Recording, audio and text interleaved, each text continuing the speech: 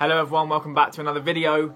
Today we're going to be running through our recap of the round 1 fixtures of the Six Nations, and we'll be giving you my preview of the second week of Six Nations fixtures.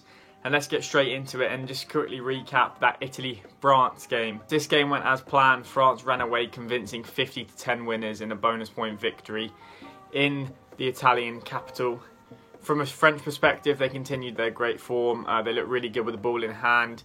Jalabert ran the game really well from the middle of the park. All their attacking options in the back line looked threatening.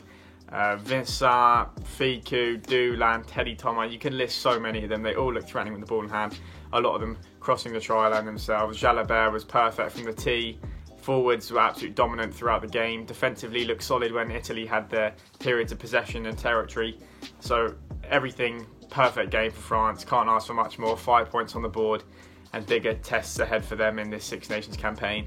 From an Italian perspective, a little bit of the same old. Defensively a little bit soft, gave away some simple tries where France just looked to walk them in. I think it was summed up with that first kind of try and also the one where Fickou just waltzed in from a little kick behind. It was pretty easy. So a little bit more discipline and communication from the defensive side from Italy is what we would like to see in the future. But I was impressed with them with ball in hand. Again, I said Paolo Garbisi was the man to look out for, and he really impressed me at 10. And a guy I hadn't really seen much of was Ione on the wing. He was really impressive. So if they can get more ball out to him in a little bit of more open space and broken field sort of situations, then I like him to add to his try count this campaign. Then we had England against Scotland. We're gonna race through this one, unfortunately. Unbelievably disappointing performance from an English perspective. We were really poor.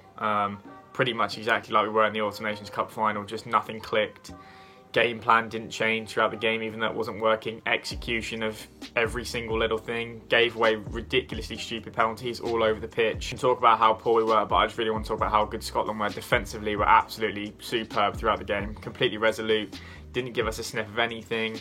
Likes of Johnny May, didn't look like they touched the ball. Ollie Lawrence had his first carry in like the 63rd minute. Everything went Scotland's way, nothing went England's way, and it was completely dominant performance from Scotland. I think an 11-6 scoreline was not fair at all. It could have been 15, 20 points to Scotland. We deserved absolutely nothing from that game. It'll be interesting what we do this week, but yeah, quick roundup, we were rubbish. Scotland was superb. And to wrap up the first weekend of Six Nations rugby, we had Ireland versus Wales on Sunday, and what a game it was, what a finish it was. A really tight affair, 21-16. Obviously the controversy of the Omani red card in the first half, which made it a lot tougher for Ireland to get anything from this game, but they battled throughout. They had a sniff right at the end, but unfortunately a Billy Burns mistake from the penalty put it dead, and that was game over, and Wales got the win. A really good performance from Wales. I still think they've got a lot to improve on. Defensively, I think Jenkins has come out this week and said he'd like to tighten a few screws and make them even tougher to score against. I told you guys to watch out for Louis Rees-Zammit, and he was the guy who came up with the match-winning score with a really tidy finish in the corner, so keep looking out for him in the Six Nations. And Ireland, obviously it would be tough for them to come back with 14 men so early on, but they battled hard. Unfortunately, they just didn't get it going attacking-wise. Johnny Sexton still looks a bit lacklustre. I don't know, maybe is there a time for someone else to come in at 10? Is Billy Burns the man to start there? Hopefully he's not completely shot of confidence after that finishing kick in the corner. But hey, Ireland are going to have to bounce back this week against a tough French opposition. But Wales will be really happy with that and go to Murrayfield with a lot of confidence going into this weekend. And going into our round 2 fixtures, we have our first game, 2:15 at Twickenham on Saturday afternoon, is England versus Italy. And a huge game for both sides. You have to say that England are favourites in this one. I think bookies have got them as 38-point favourites in this game. So hopefully a dominant performance from England. It'll be interesting how Eddie Jones lines up with his 15 this week. I think maybe a few changes. I personally think that George Ford might get a go instead of Farrell, just to give Farrell a week off. I know he hasn't played much rugby anyway, but try and change something from the attacking perspective at 10. Maybe there's a different flow of the game. Obviously we know that Ford likes to sound a bit flatter and Fizz passes out backhand flat. So I wouldn't mind seeing Ford at 10. I think Ollie Lawrence has got to get another gig at 12. Maybe a few changes in the front row. Ellis Gens obviously struggled a lot last week in the scrum. So maybe we see some new faces. I don't know exactly how much he wants to tinker with it because he doesn't want injuries going into the big games as the Six Nations goes on. But we also have to get a win now, and a dominant win. I think that's what's going to happen. Obviously, I'm a huge fan of Italy. They're kind of my second/third team in the Six Nations every year that I look out for, and and I've got a lot of time for them. Garbisi again, would like to see a really good performance from him. And this is a game where Italy kind of had nothing to lose. England are in a little bit of a rut. Nothing too deep at the minute, but this is a great chance for Italy to come into England's backyard and give them a really good game. Throw the ball around, score a few points. Don't try and be too dogged and clever with your little ruck games that you've had previously against England. But I think why not for Italy? Throw the ball around, get the likes of Ioane that I said and Sperandio, get the ball in their hands. Have fun with it, and I think they could put some points on us, really. Like, we were lucky to only concede 11, I thought, against Scotland. The thing that most people will be watching this week is how the offence flows, who's at 10 and 12. If we see a little bit more ball in hand throwing around, which I'm sure we will, the kicking game will be nullified a little bit and brought down to a shallower level. But I've got England winning this game comfortably, but I do think Italy will run in at least 2 or 3 tries in this game. We move on to the second game of Saturday afternoon as Scotland take on Wales at Murrayfield. A huge game, 2 teams off back of really good wins in the first week and a really big encounter which I cannot wait to watch.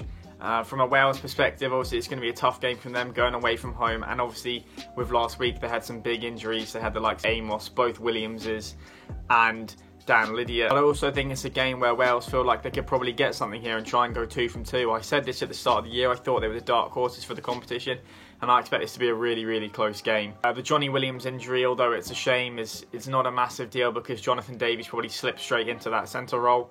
So that's a big addition for Wales to have. And Scotland obviously coming off the back of that huge win in England. They were superb, defensively outstanding. I think this will be a similar sort of game. It will be a dogged affair. A lot of good defences, obviously. Jenkins is taught from a Welsh perspective that their defence has got to tighten up a little bit more, even though they were impressive against Ireland. And yeah, this is going to be a big game. I think the fly half roles are going to be really important. Dan Biggar versus Finn Russell, who can get both their attacking games flowing. I don't see a lot of tries in this game, so if they can get their wingers or centres into the game early and really take chance of good field position and who can be that real clinical when they're in the opposition 22, then I think that team will win this game. I expect it to be a really, really tight affair. I love Scotland. I love their performance on the week, but just because I said Wales are going to be dark horses this year, I have to stick with what I said at the start of the year. And their record against Scotland in the last 10 years is superb. I think Scotland have only won twice, so I'm going to go with Wales in a really close game here. But do not be surprised if Scotland get a really hard-fought win at Murrayfield in a 2 from 2. Aiming for that Six Nations Championship. And in Sunday's afternoon game, we have Ireland against France. A huge, huge game for both teams. Obviously, France off the dominant performance against Italy, but Ireland, this is a must-win game at home against France. They've got to get on the board here, and it will be a tough, tough game. France have been superb form. They look great with ball in hand. Defensively as well, they're getting a lot stronger under Shaun Edwards, and it'll be a really tough game for Ireland. A tough week for them. They came close. Obviously, the Billy Burns missed kick at the end of the game didn't give them a chance to have one last go at it and get that winning score. The red card from Omani, obviously he's got a 3-game ban, so he'll miss this game. James Ryan with a head injury, he'll miss this week. So it's going to be a tough game for Ireland. A lot of things going the French way. Johnny Sexton is going to have to really dominate this game if Ireland are going to have any chance. But for me personally, I think this is a French win, and I think it's probably going to be quite comfortable. I think Ireland are kind of yet to find their team philosophy under Farrell. I'm still kind of confused as their game plan. I know they like to keep a lot of ball in hand, but going forward, they look a little bit lacklustre and maybe rely on a good kick from Conor Murray or Johnny Sexton to bail them out of trouble when they're not going anywhere. For me, this is a French win. Given England's loss on the weekend, France are probably the team to win the Six Nations right now and are the team to beat. Ireland, tough to bet on them at home. They've got a really good home record with Farrell in charge. But unfortunately, I just think the French power, both in the front line and the back line, is going to be too much for Ireland. And I think France are going to be 2 from 2 after this weekend. So that is my preview for this weekend. My scores are going to pop up on the screen now.